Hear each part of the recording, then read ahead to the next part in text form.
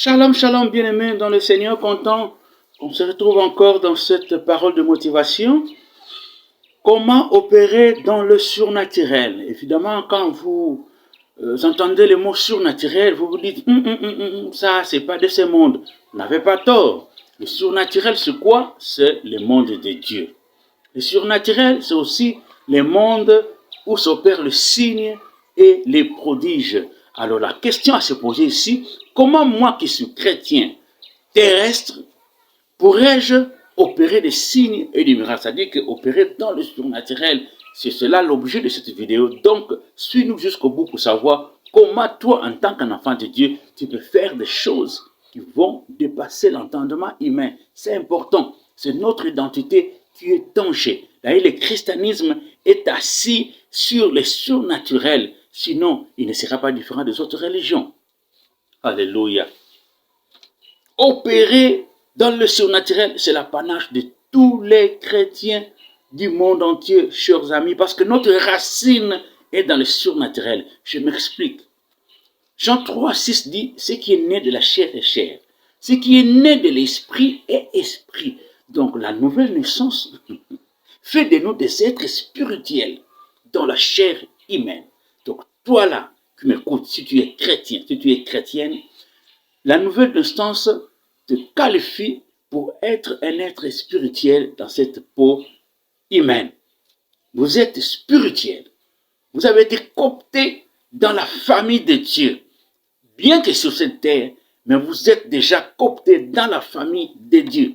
Et non seulement vous êtes devenu un être spirituel, 1 Corinthiens 2,16 dit, nous avons la pensée de Christ, cette pensée qui crée, cette pensée qui appelle les choses à l'existence comme si elles n'existaient pas.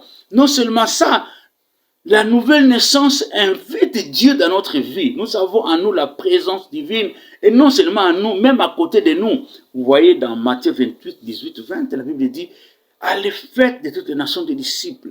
Je serai avec vous partout jusqu'à la fin des temps. Donc déjà, le fait d'être enfant de Dieu, Dieu devient notre compagnon de tous les jours. Donc, vous n'êtes plus un homme ordinaire. Vous êtes un extraordinaire. Vous êtes un homme surnaturel. Dieu le Père, le grand, puissant Dieu créateur, marche avec toi et il est en toi. Tu n'es pas n'importe qui. Normalement, avec cette compréhension, vous pouvez comprendre que tu n'es plus n'importe quoi sur la terre. Donc, le gens ne peut plus se moquer de toi. Même quand tu es devant des situations compliquées, des difficultés, tu n'auras pas peur. Justement, nous entrons dans le vif du sujet.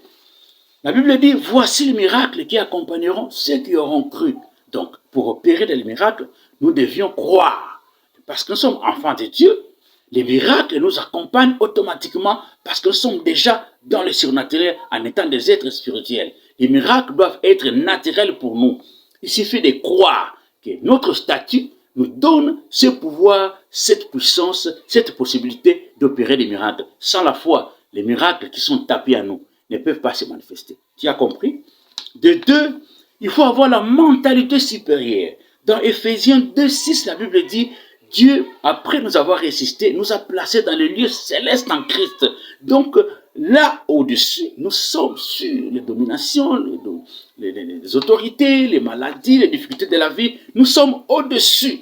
Comme tu es là, quoique marchant sur la terre, spirituellement, tu es élevé au-dessus de ces choses. Ainsi, pour opérer des miracles, c'est chose facile. Tu n'auras pas peur de la maladie, tu n'auras pas peur des ennemis, tu n'auras pas peur des démons, tu n'auras pas peur des situations compliquées qui t'arrivent parce que tu es haut placé au-dessus de tous ces événements. Il te suffit de dire une chose pour que les choses bougent autour de toi. Il y a aussi, chers amis, la parole de Dieu. La foi dans la parole change les choses, mobilise une sorte de puissance qui fait que Dieu s'invite et opère un miracle.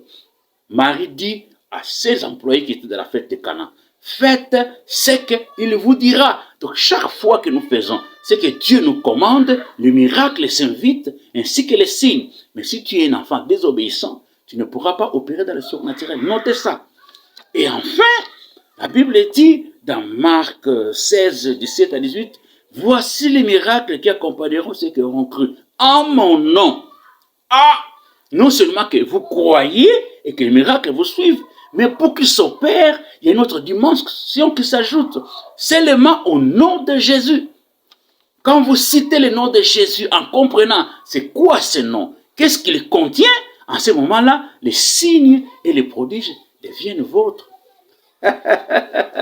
Parce que tu as compris, mets ces choses en pratique, tu vas commencer à opérer dans le surnaturel.